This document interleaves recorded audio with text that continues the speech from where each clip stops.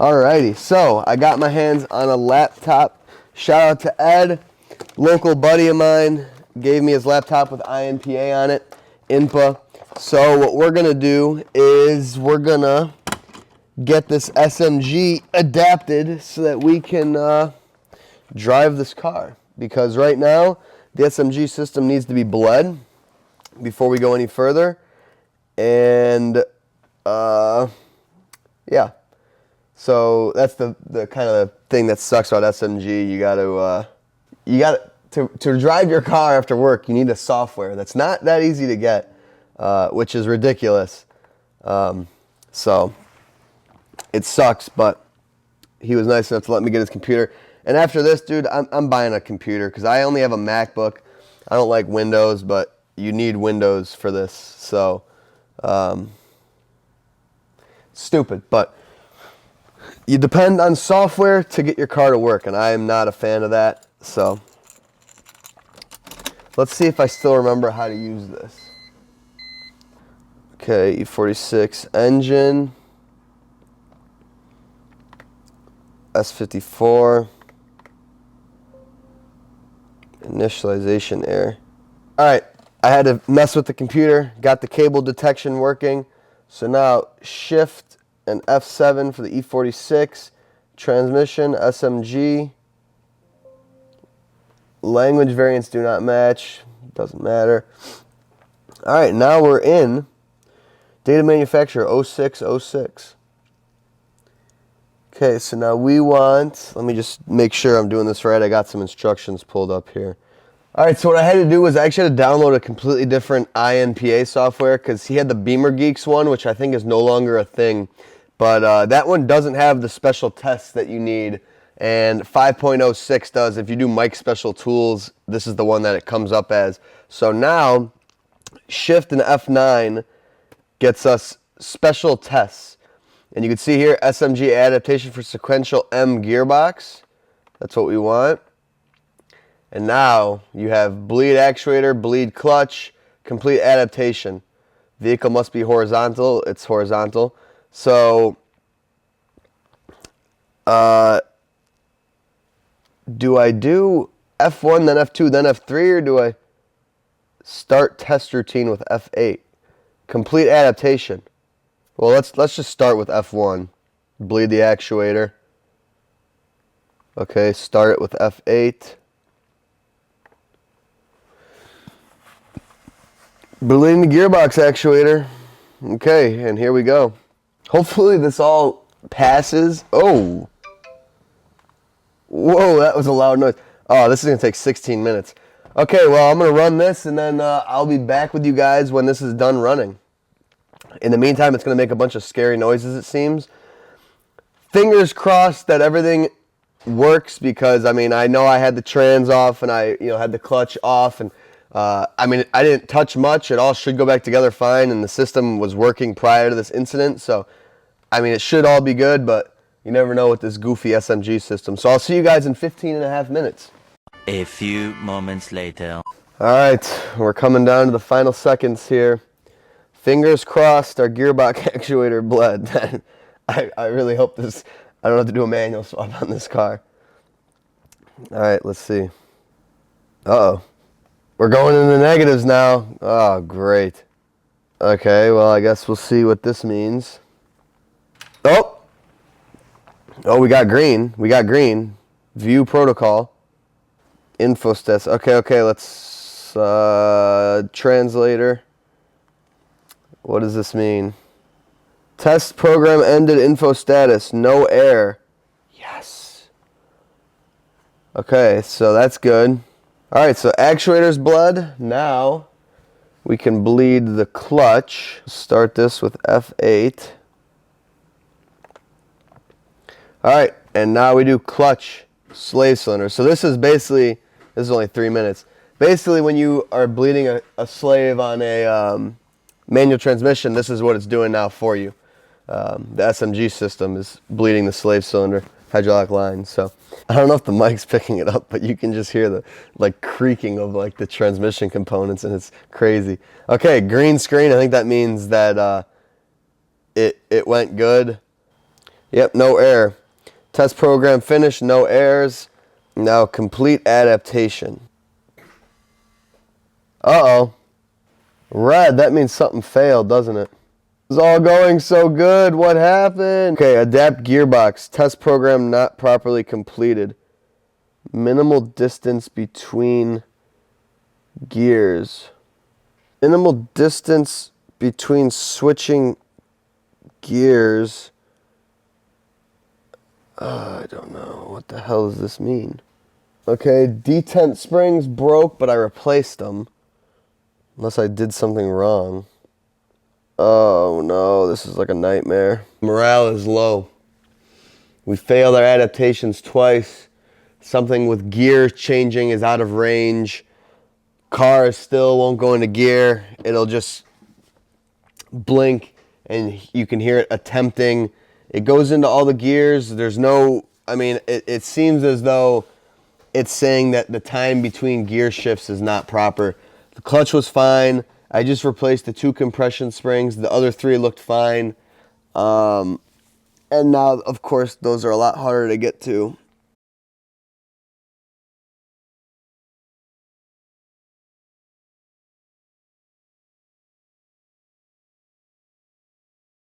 Okay, so I don't know if you guys can see it, but check this out. Neutral,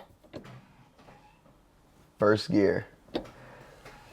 So what has ensued over the past day, 2 days, has been complete and utter pain. You can probably see my lip is all messed up, maybe. Busted my lip, taking the exhaust down because I had to drop the exhaust again, drop the drive shaft, undo everything I did under the car because this car would not succeed in, that door just scared me. This car would not complete its adaptations. I don't know where I cut it off, but it would fail. It threw the most random code, like 83, which basically just says minimal distance traveled in linkage. Like you can't understand it. There's no documents on it. There's no one that understands it. You know, you got to go through all these SMG things. It was the most brutal 2 days trying to understand this. Shout out to Russ, came by. He brought me a GPS, brought me an ECU. Nothing was helping. Cleaned the connectors, changed the GPS. Still issues. And then, you know, we spent all day today. I was hungover, didn't want to deal with it all day, and we kind of finally figured out, okay, what did I touch? This car ran and drove, blew the engine up. Why is the SMG having issues? Well, we watched it through the test, and it would kind of send the linkage in to, like, go into gear, right? And sometimes it would get a gear, sometimes it wouldn't, but it wouldn't go into any gears. And I'm like, okay, something in this transmission is stopping it from doing anything at all. Well, what did I touch? The clutch stuff all worked. Did the detent springs. When I pulled out that top detent spring with the roller pin, I thought I marked or noticed how it came out to put the new one in the right way.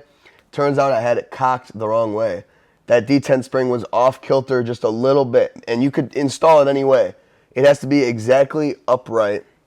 Otherwise, it will just catch the linkage and kink it.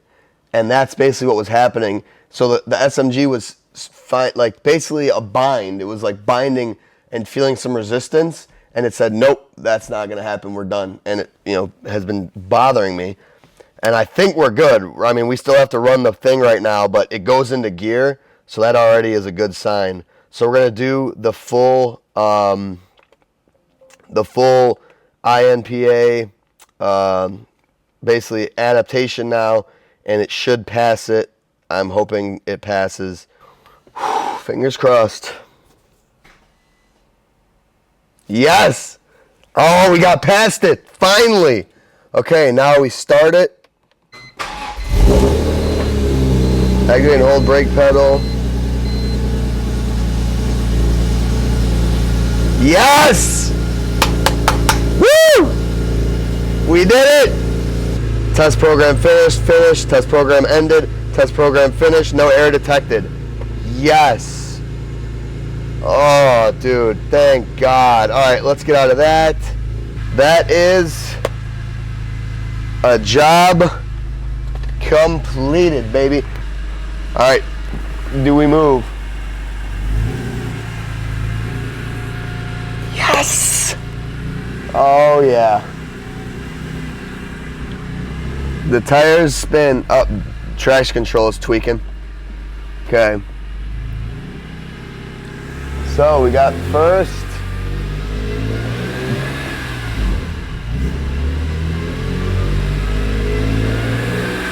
Yes.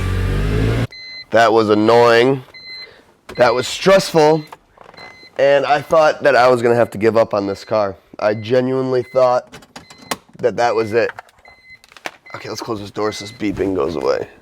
So to anyone in the future that, is having SMG problems, if you touch your detent springs, you better recheck them. And doing them in the car sucks, but finally everything underneath is done. I don't have to get back under there. This was an excruciating learning experience, but we succeeded, as we always do. We now, before we go for our first test drive, because we're ready to go, we are gonna flush the engine and do an oil change because, as I said earlier, it's using components from a blown up engine, and internal work means residue. So we're gonna change the oil right off the bat, and we're gonna use the liquid moly engine flush. Sretton must have gotten into me because I would never usually do this, but I feel like for an S54, it's worth doing. So we got to throw this in, run it for 15 minutes, and then drain it and put some fresh oil in. Oh yeah, it's like pouring water in your engine.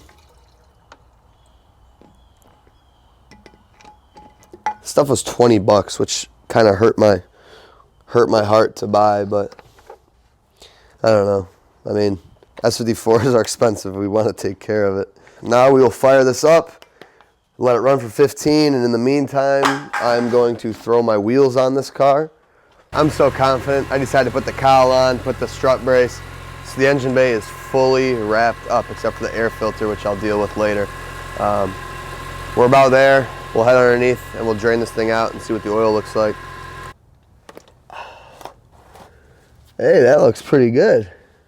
Yeah, I feel pretty good, at least what the potential contaminants that there was are now being drained from the engine being open. Now it's basically just internals from stock driving.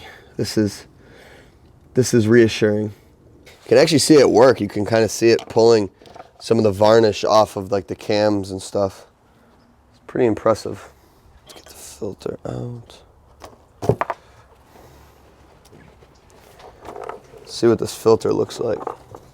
Besides colored from our thing.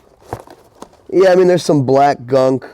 I mean dirt, debris. Definitely some debris in here, maybe RTV remnants. But I mean as far as like metal, no metal shavings or anything, which is really good on a first startup, especially with rod bearings and stuff. You don't want a bunch of metal shavings. You would expect maybe a little bit, but no, this thing is good. And now, are you guys ready to see what oil I'm using? Whoa, he's not using 10W60? I don't know. 5W50. I know. What are you doing not running 10W60, Josh? You looking to blow up the S54? Well, here it is. So, I've always run 1060 and S54s. And my S54, my M3, does not see driving in temperatures less than 45 degrees. I just don't drive it in the wintertime. I don't drive it when it's cold. Hardly drive it at all. But I keep 10W60 in that car. This car, given that it's mid-October, I'm going to be driving this thing until it sells. And it might be freaking 20 degrees by the time it sells, and I'm still going to drive this thing. And 10W60 has been found to be extremely thick, especially when it's cold.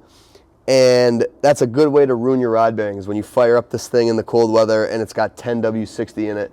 So 5W50 gives it a little more safety when it's cold. The 5 weight is better than the 10, obviously. And I just think it'll be better. Like this car, I'm not going to be pushing to the limit. I'm not going to be driving it on a 100-degree day. It literally will not be driven in any other temperature above probably 60 at this point. So I think that this is some good stuff. Edge. I'm going to try it out. I've never done it before, but why not? New O-ring in our lid. New washer, new O-ring on the bolt. All right, now we fill it up, 5.5 liters, 5W50, baby. I never in my life thought I would be straying from what the thing says to do with an S54. You know, I never thought I'd stray from 1060, but I don't know. I'm going to daily drive this thing, and it's cold out, so what the hell? Why not? Okay, so unfortunately it's dark, so I'm going to wait till tomorrow for the test drive, but I'm going to get this thing on the ground, and then tomorrow, all we got to do is open the door and pull this thing out and go for a drive, so I'll see you guys then. Okay, so some time has passed since our first start, and we fixed the SMG. I had to get new tires on this thing. They were really, really, really bald, and I didn't want to risk it, so I've been waiting for this, but we're going on our first drive, and I am stoked. I'm a little bit nervous, I have to say. My first time assembling an S54, my first time digging into this much in depth on an M3, so I can't help but say that I am nervous. I don't want to lie to you guys and act like I'm overly confident. If it was an E34, I mean, yeah, all day, right? But this is a little bit new territory for me, so I'm a little unsure. This door's open. So in the times that I was running it, kind of making sure everything was good, the service engine soon light came on, and it is still on. I cleared it a bunch, but it just keeps coming back. And it reads for the rear cat O2s, which basically, given OBD2 modernness, obviously it has the O2 sensors pre-cats, which affect how it runs. Then they have the O2 sensors post-cat, which basically tell you the efficiency of your cats. It's emission stuff, it's useless. They should have been coded out on this car, but I'm starting to think he didn't have a tune on it. So, you know, I could either get a little tune, or I could send it to my buddy is offering me to like tune it out. We'll see if I get that far before it sells. Doesn't worry me. But no other codes, which is really exciting. So that right there is really cool. And I mean, it's driving. I mean, it feels good. It's shifting. It's revving. We gotta let it warm up, obviously, before we get on it. But man, it feels really good being in an E46 M3. That's not mine, only because I have allowed myself to get so OCD about my car that I just worry about it. Like driving it, I'm just like a nervous wreck. I'm so particular, so protective over it, because it's just like my baby, man. Like my coupe is just like, man, you guys couldn't even imagine, because that relationship goes way before this channel ever started. So it's a very special car to me. But anyway, I'm excited because I get to now enjoy the hell out of an M3 that, first off, I've gone through, so I know, like, don't have to worry about ride bearings, don't have to worry about any of that stuff. My coupe, I haven't done ride bearings yet. The Vanos is all done, but ride bearings are not done. So I mean, I still have a little bit of worry when I'm driving that car. But basically, I can drive this thing rest assured now, hopefully, that I did everything right and everything works. I mean, given I already did that first oil change and have already run it in the garage for some time, if there was some catastrophic issue with the engine, I think I would have known by now. There's no weird noises from the engine. There's no weird hiccups. Everything seems to be driving really good. I will say, first off, right off the bat, my SMG E46 is tuned. This one is not. And I'm a big SMG guy. I like SMG. When it works, I like it. I know earlier on in this video I may have sounded like I was ready to absolutely throw the system in the trash, because I was. And I'm still a firm believer, regardless of if I like it. If something fails on it, it will be a manual swap. I will not tolerate sitting there and throwing money at an SMG. Like my coupe, if that SMG fails, it's done. Like this thing, if this was my car, I would have literally, well, it is my car, but if it was my personal like keeper M3, the moment that I failed that SMG test, boom, 6-speed swap.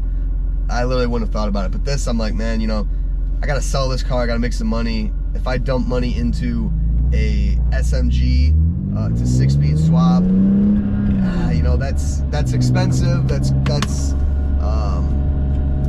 a lot more work. And at the end of the day, I have a SMG coupe, and I get to sell a 6-speed vert. So it just seemed kind of stupid to me. Without the tune, these shifts are really, really, I don't want to say sloppy, but they're not like, man, it drives weird, man. It's slow. It is weird how slow just comparing the tune versus the non-tune. I think that's a good idea. But without getting too much into it, I mean, even just the upshifts. I mean, like if you can kind of listen to the exhaust, right? Shift, it just now caught. That's a lot of time. And I let up on the shifts, so if I didn't, it would be quicker. But just first off the bat, beautiful car, man. The hard top. Now I've driven my E30 Vert with a hard top, and it's basically feels like you're still outside. This thing, dude, honestly, I forgot I was in a convertible. This feels like a coupe. There is no wind noise from this hard top. It is like super sound deadened and like weatherproofed in here. I mean, it just feels, given I haven't let this thing sit out in the rain, but like you don't hear wind, like you don't, it's not creaky. This does not feel any different than a coupe. All right, let's give it our first little go here. Oh, these downshifts are bad.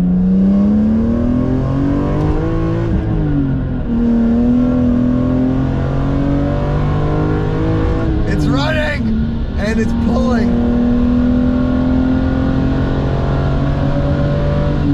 Dude, this thing sounds awesome. What? Oh my God. I'm in love with this car. It feels fantastic. I didn't do all the way to red line right there, but I went to probably 65, maybe 7. And it pulls all the way through. There's no hiccups, no, I don't think, new codes. No limp mode, no issues, no nothing. It actually runs and drives and does pulls. Let's do another downshift here. Oh my God, this is amazing. Yes, dude, you guys, oh, you don't even know the relief. Just getting that first pull in after an engine swap, man. Like, yeah, it could run and it could sound good and everything could work, but you don't know until you get that first full throttle pull if you really did it all the right way. And I think I did it all the right way because it is pulling hard all the way to red line. This thing feels super quick. Standstill traffic. My coupe only has a status group scores on muffler. Everything else is stock, and I've always been a firm thinker, believer that all right, that's it, that's the best. Yo, this thing, catalyst headers, AR20 resonated section 1, and then stock section 2, and a Megan muffler. This thing sounds awesome. It's not that raspy, to be honest. Let's do some cornering here. Oh, this is so good. This is so good.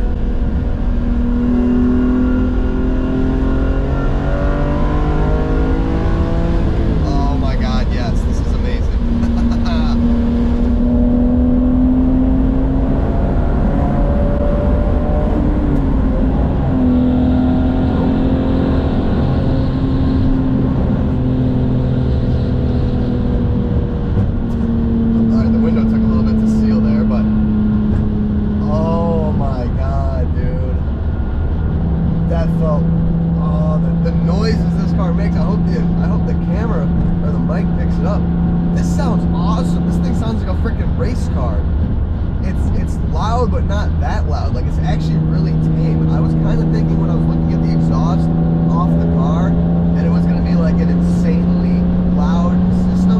Dude, not at all. I mean,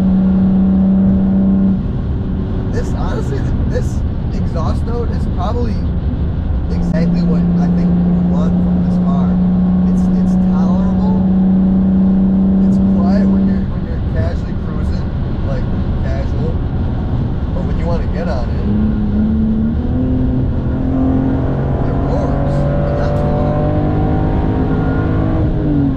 Okay, what am I doing? I need to chill. I'm going to get myself arrested on the first drive. You kind of forget how quick an M car is when all you do is deal with like classics sometimes. I mean, we all know E46 M3s aren't rocket ships, but I have faith now that I've done a few hard driving. I did everything right, and I mean, I figured I did it all by the book. I didn't think like, okay, there's a great chance I messed up this Vanos job, but you're always kind of wondering about it. And you know, I had those rough idle issues, and the first thing that comes to my mind is, oh man, like I messed up the Vanos, the timing, something like that. Come to find out, it's just the air filter because the math is too sensitive on this car.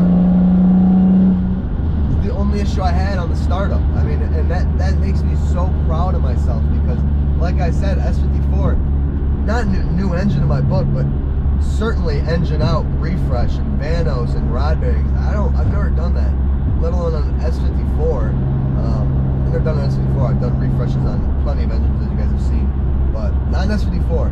And I am really, really proud of myself for that because it was a bit taxing mentally. And now look, we're driving the hell out of this car, and it's freaking perfect. All the way to red line, baby. See those shift lights come on? Oh, dude, I mean, she's just happy. She's just absolutely happy. Just red line, 8100. Oh my God, it's so good. This thing sounds so good. This is a great sounding car, and everyone talks crap about S54s, but I think this exhaust setup, if you're worried about exhaust setup on an S54, if you follow this, I think you'll be very happy. To be honest, I think this exhaust setup sounds awesome. This setup with the Scorza muffler over the Megan would probably be even more refined. I think the Scorza just has a really great tone. It'd be a little less quiet. But I don't think this car is too loud by any means, but I'm really excited for the next however long it takes to sell. I'm excited. This is like my guilty pleasure now. I get to hop in an M3 and beat the absolute hell out of it. Because it's reliable, it's freshly rebuilt, I don't have to worry about any of that stupid engine stuff, so I can enjoy it carefree, and that is going to be a fun few weeks to months, however long, until it sells. I don't mind, because I'm going to enjoy the hell out of driving this thing. So that is the conclusion to our series, unless something pops up, but knock on wood. I hope you guys enjoyed this little mini E46 M3 Revival. I'm so proud of myself. I'm so glad we kept this E46 on the road. It's a really nice car. Previous owner set it up really beautiful. It would be a shame for this thing to be parted out because of engine issues.